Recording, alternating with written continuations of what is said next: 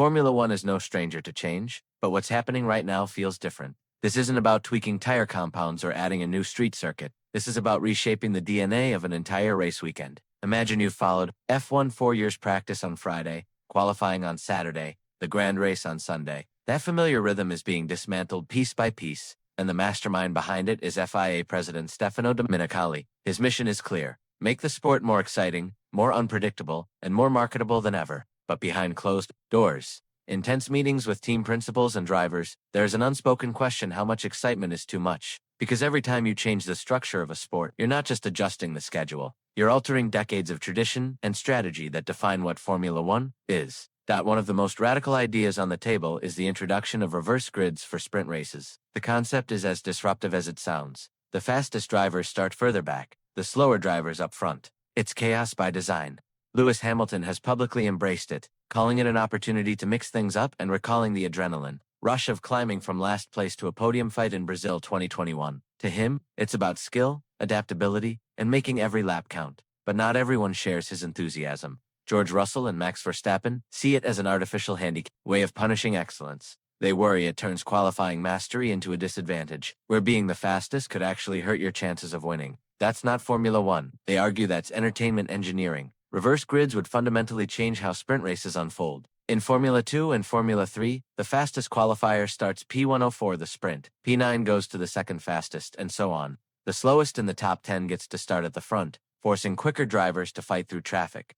In junior categories, this works. Drivers are still learning racecraft, and the cars are more evenly matched. But in Formula 1, where performance gaps are wider and overtaking is often dictated by DRS trains, the danger is real. A frontrunner could spend the entire sprint stuck behind slower machinery, not because of lack of skill, but because of the laws of aerodynamics and circuit design. The intended excitement could quickly turn into a frustrating parade. The paddock knows this. They know that if reverse grids are introduced without careful rules, it could undermine the credibility of results.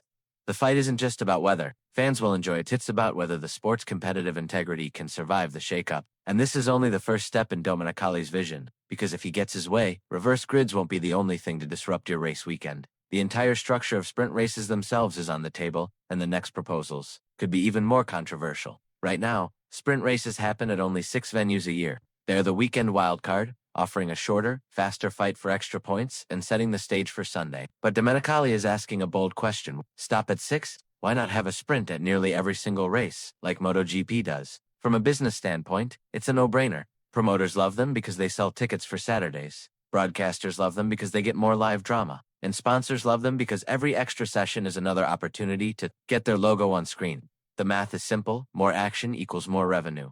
But the human cost, that's where the debate heats up. Formula One is already pushing the limits with a record-breaking 24-race calendar for 2025. Adding sprint races to nearly all of them would mean even more high-intensity wheel-to-wheel racing for drivers who are already under extreme physical and mental strain. It's not just about fatigue, it's about risk. Every additional competitive session increases the chance of crashes, injuries, and mechanical failures. And for the engineers and mechanics who work tirelessly behind the scenes, it means more sleepless nights, repairing cars between sessions, more data to process, and less room for strategic experimentation. Domenicali insists the goal isn't to wear out the teams but to give fans a reason to care about every single day of the race weekend. He wants Friday to feel important, Saturday to be electric, and Sunday to remain the crown jewel. In his view, sprint races have already evolved from the dull risk-averse processions we saw when they were first introduced. Back then, drivers were reluctant to take chances because the sprint offered too few points and too much risk. Now, with points on the line and more strategic complexity, sprints have become more watchable. He believes expanding them is the logical next step. Yet, there's an underlying tension in his argument. While sprint races might increase short-term fan engagement, they risk blurring the identity of the Grand Prix itself. If every Saturday is a mini-race, the Sunday event could lose some of its exclusivity. In a sport built on prestige, that's not a small concern. The fear among purists is that F1 could start feeling less like the pinnacle of motorsport and more like a non-stop content machine designed to keep social media feeds buzzing. And for a championship that has spent decades cultivating its mystique, that could be a dangerous trade-off. One of the most immediate format changes that's already been accepted is the ability for teams to make alterations to their cars after the sprint, even while under parc firm conditions. For casual fans, that may sound like a small detail, but in Formula One, it's massive. Under the traditional rules, once qualifying was done and the cars entered parc firm, setups were essentially locked. Whatever suspension settings, wing, angles, and aerodynamic tweaks you chose, you were stuck with for the rest of the weekend. This added a high-stakes tension to the sprint teams had to nail their setups on Friday, or face the consequences for both Saturday and Sunday. By allowing post-sprint adjustments, the FIA is essentially giving teams a second chance. If your car underperforms on Saturday, you can tweak it for Sunday. For engineers, this is a blessing. It means you can recover from mistakes, adapt to changing weather, and fine-tune strategies. For drivers, it means they're not doomed by one bad setup decision early in the weekend. But for fans who loved the unpredictability of getting it right the first time, it takes away an element of jeopardy. Part of the thrill of sprint weekends was knowing that one poor setup call could derail an entire campaign. There's also a philosophical question here. Is Formula One supposed to be about perfect preparation and execution under pressure, or about entertainment value and competitive fairness? Domenicali's argument is clear. These changes make for better racing on Sunday, which is ultimately better for the show. But purists will argue that Formula One's drama has always come from the fact that there are no safety nets. You get one shot, miss it, and you pay the price. And then there's the knock-on effect on strategy. With setup changes allowed, teams might take more aggressive risks in the sprint, knowing they can readjust for the Grand Prix. That could mean bolder tire strategies, more aggressive overtakes, and higher chances of contact, all of which might make sprints more exciting at the moment. But it also risks turning Saturday into an experimental playground rather than a true competitive showdown. The more the sprint is treated as a testing ground, the more it loses its prestige. So while this rule change might seem technical, it's a perfect example of the balancing act Formula One is facing. Every tweak to the regulations has ripple effects, and each one forces the sport to choose between protecting tradition and embracing spectacle. The reverse grid debate is where the philosophical divide in Formula One becomes most visible. On paper, it's a thrilling concept. Throw the grid upside down, force the big names to fight their way through the pack, and watch the midfield get their moment in the spotlight. In practice, it's a minefield of unintended consequences. Drivers, like Hamilton, see it as a challenge, a chance to prove that raw racecraft matters as much as having the fastest car. For him, it's about adaptability in navigating traffic, managing risk, and delivering results under pressure. But critics like Russell and Verstappen warn that the reality will be far messier. In F1, overtaking isn't just about physics. The aerodynamic wake from the car in front can rob a chasing car of downforce, making it harder to follow closely through corners. Add in narrow street circuits or tracks with few passing zones, and you could end up with processions, rather than the overtaking spectacle fans expect. Worse still, the format could incentivize sandbagging drivers, intentionally posting slower qualifying times to secure a better sprint starting position. That's not just against the spirit of competition, it undermines the credibility of the results.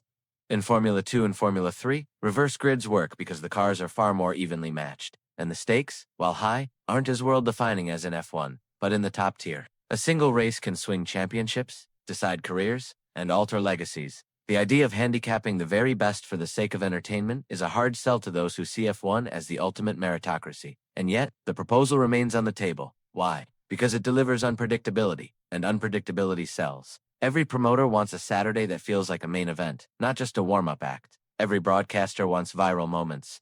Every sponsor wants their brand associated with drama. For the investors who have poured billions into F1's expansion, reverse grids are a tempting way to ensure that the action never stops. This is where the sport's future hangs in the balance. If F1 leans too far into manufactured excitement, it risks alienating the hardcore fan base that values authenticity above all. But if it ignores calls for more spectacle, it risks stagnation in a world where attention spans are shorter than ever. The reverse grid debate isn't just about who starts where, it's about what kind of sport Formula One wants to be. Beneath all these proposed changes, the extra sprints, the reverse grids, the parc firm flexibility, lies a bigger, more uncomfortable truth. Formula One is no longer solely governed by racing tradition. It's being shaped, more than ever, by the demands of investors, promoters, and global markets. The people who write the biggest checks aren't always the ones who understand racing's history or respect its nuances. They see F1 as a product, one that must constantly evolve to capture new audiences and maximize returns. That's why traditional venues like Spa and Monza are constantly under threat, while new city circuits in Miami, Las Vegas, and soon Madrid get prime spots on the calendar. That's why there's a push for more sprint races, not necessarily because they improve competition, but because they guarantee another sellout crowd and millions more television viewers. From a business perspective, it's brilliant. From a sporting perspective, it's a gamble. For the drivers, these shifts raise questions about their own role in shaping the sport. Shouldn't the athletes who risk everything on track have more say in how the weekends are structured?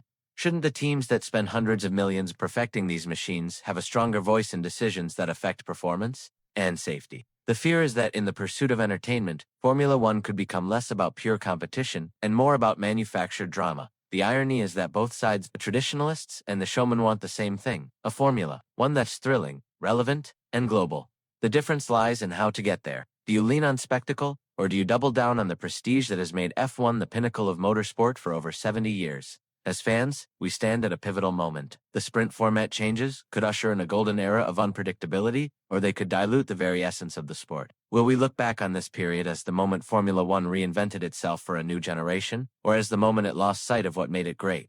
That decision won't just be made in FIA boardrooms, it'll be shaped by how we, the fans, respond. So here's the question to you: should Formula One embrace these changes for the sake of entertainment, or protect its traditions at all costs? Let your voice be heard in the comments. And if you want to stay ahead of every twist and turn in this battle for F1's identity, hit that subscribe button. Because whatever comes next, one thing is certain: the fight for the soul of Formula One has only just begun.